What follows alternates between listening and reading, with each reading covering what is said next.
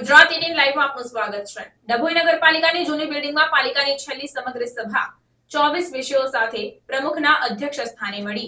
પ્રાપ્ત માહિતી અનુસાર ડભોઈ નગરપાલિકાની જૂની બિલ્ડિંગમાં પાલિકાની છેલ્લી સમગ્ર સભા 24 વિષયો સાથે પ્રમુખના અધ્યક્ષ સ્થાને મળી, જે પૈકી ભાડા વધારાને લગતા 3 વિષયો મુલતવી રાખવામાં આવ્યા। આ સમગ્ર સભાની શરૂઆત દેશના પૂર્વ પ્રધાનમંત્રી ડોક્ટર મનમોહન સિંહના અવસાનને લઈને શોકગ્રસ્ત ઠરાવ પસાર કરવામાં આવી હતી। ડભોઈ નગરપાલિકાના જૂના બિલ્ડિંગમાં પાલિકા પ્રમુખ બિરેન શાહના અધ્યક્ષ સ્થાને છેલ્લી સમગ્ર સભા બોલાવવામાં આવી। આ સમગ્ર સભાની શરૂઆતમાં દેશના ભૂતપૂર્વ વડાપ્રધાન ડોક્ટર મનમોહન સિંહના અવસાન બદલ શોકકુદરત ઠરાવ પસાર કરવામાં આવ્યો। ત્યારબાદ સમગ્ર સભાના 1 થી 26 ઠરાવો અને બહાલી આપવામાં આવી। આ સમગ્ર સભામાં ખાસ લેવાયેલા નિર્ણયોમાં ₹6 કરોડની આવેલી સ્વર્ણિમ જયંતિ 2024-25ની આવેલી ગ્રાન્ટમાંથી ₹4 કરોડ નવીન આકાર લઈ રહેલા ઓડિટોરિયમ પાછળ ખર્ચ કરવો, ₹1 કરોડ પૈકી 12 લાખ રૂપિયા નગરના 9 વોર્ડમાં વિકાસના કામો પાછળ ખર્ચ કરવો, જ્યારે બાકી રહેલી ગ્રાન્ટનો તાન હોલ સામે આકાર લઈ રહેલા નવીન કોમ્પ્લેક્સમાં ખર્ચ કરવાનો નિર્ણય લેવાયો। સમગ્ર સભામાં નિરાતોને ફાળવેલ જમીન કેબિનના ભાડા બાબતે તથા પાલિકા શોપિંગ સેન્ટરના ભાડા વધારાના જેવા 3 મુદ્દાઓને મુલતવી રાખવામાં આવ્યા। આ સાથે રાષ્ટ્રીય પર્વ પ્રજાસત્તાક દિનની ઉજવણીના હેતુ માટે ₹15 લાખનું ફંડ આયોજિત કરવામાં આવ્યું। એટલું જ નહીં, 26 જાન્યુઆરી બાદ નગરપાલિકા તેના નવીન બિલ્ડિંગ ખાતે શરૂ થનાર છે, ત્યારે સરકારના ધારાધોરણ મુજબ નવા બિલ્ડિંગમાં કોઈપણ ધૂમ્રપાન કરતું જણાવશે તો ₹500 દંડ કરવામાં આવશે। વેગાવાડીઓ વિસ્તારમાં પાલિકાએ પાણીની સમસ્યા હલ કરવા બનાવેલ બોરની બાજુમાં આંગણવાડી બનાવવાનો પણ નિર્ણય લીધો। પાલિકામાં હાલ કામનો બોજો વધુ હોવાથી ટીપીઆઈ કંપની એક જ કાર્યરત છે, જે પહોંચી વળતી ન હોવાથી બીજી પણ ટીપીઆઈ કંપનીને એજન્સી આપવાનું પણ નક્કી કરવામાં આવ્યું। જો કે તમામ વિષયો પર શાંતિપૂર્ણ રીતે નિર્ણયો લેવાય એ જોતા જૂના બિલ્ડિંગની અંતિમ સભા શાંતિપૂર્ણ રીતે પસાર થઈ। હવે આગામી સભા નવા બિલ્ડિંગમાં બોલાવાશે।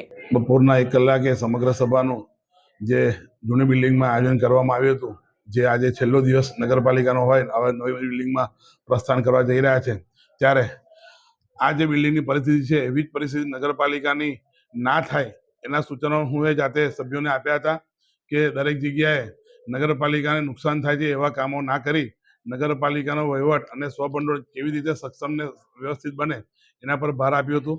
બધા સભ્યોએ એને આવકાર્યું હતું। હવે નવી બિલ્ડિંગમાં 25 તારીખે કાલે જવાના છે, તો એનો ખર્ચા બી વધવાના છે, તો એ પ્રમાણે લોકોએ સહકાર આપ્યો હતો। કેટલાક નગરપાલિકાના સાધનો જે ડભોઈ નગરની બહાર જાય છે, drainage pumping machine, section machine, એના ભાડા વધારા કર્યા હતા। નગરની અંદર કેટલાક મશીનોનો ઉપયોગ થાય છે જે પ્રજા માટે, એના ભાડા નક્કી કર્યા હતા, જેમાં જેસીબી, ડીજી સેટ અને બીજા સેક્શન મશીન, ગટરના મશીનોનો ભાડા વધારો કરવામાં આવ્યો હતો। પાણીના ટેન્કરનો વધારો સર્વાનુમતે કરવામાં આવ્યો હતો ને જેમાં બધાએ પૂરેપૂરો સહકાર આપ્યો હતો। આગળ 6 કરોડની ગ્રાન્ટ આવનારા સમયમાં આવી રહી છે, એના વિશેના કામો તાત્કાલિક અસરથી કામ વહેલી તકે થાય એના કારણે એવી રજૂઆત કરી હતી, જેમાં 4 કરોડના કામ, જે ઓડિટોરિયમનું વર્ષોથી કામ અટકી ગયું છે અને ધારાસભ્યશ્રીની સૂઝબૂછથી એ 40 લાખમાં કામ, જે ₹1.5 કરોડ ભરવાના હતા, જે 40 લાખમાં આટોપી ગયું છે, તે 40 લાખ રૂપિયાનો ડીડી જીબીમાં જેટકો કંપનીમાં આપી દીધો છે, એટલે એનું કામ પણ કામગીરી ચાલુ કરવાની છે। 4 કરોડ એમાં ફાળવ્યા છે। ₹1 કરોડ વોર્ડ વાઇઝ 10 લાખ રૂપિયા કામ કરવાનું મંજૂરી આપી છે અને બીજા 70 થી 80 લાખ રૂપિયા જનરલ કામ અને 30 લાખ રૂપિયા ઓડિટોરિયમની સામે જે જગ્યા છે, ક્રિકેટનું ગ્રાઉન્ડ વાપરે છે, ત્યાં નગરપાલિકાનું નવીન શોપિંગ સેન્ટર માટે ફાળવવામાં આવ્યા છે। બધાએ સર્વાનુમતિથી એને સ્વીકાર્યું છે। સાથે સાથે જે ભાડા વધારવાનો વિષય હતો નગરપાલિકા શોપિંગ અને નિરાશ્રિતોનો અને નગરના કેબિનોનો, એ અમે નક્કી કર્યું હતું કે થોડો પોસ્ટપોન રાખીને આવનારી ફેબ્રુઆરી એન્ડ સુધીમાં જે બજેટની મિટિંગ સમગ્ર સભા બનશે એમાં એ લોકો જો સંકલન કરીને વાતચીત કરીને એના ભાડા નક્કી કરવાનું આયોજન કર્યું છે। નગરપાલિકા નગરના લોકોથી ચાલી રહી છે। સ્વભંડોળનું ભારણ એનાથી પગાર થાય છે। પગારમાં પહેલા 2 મહિના 3 મહિના પગાર થતો નહોતો, પણ જ્યારથી અમારું ભાજપનું બોર્ડ બેઠું છે આ 4 વર્ષથી, તો અમે પગારમાં રાહત રેગ્યુલર દર મહિને પગાર કરવાનો પ્રયત્ન પૂરેપૂરો કર્યો છે અને થયું છે।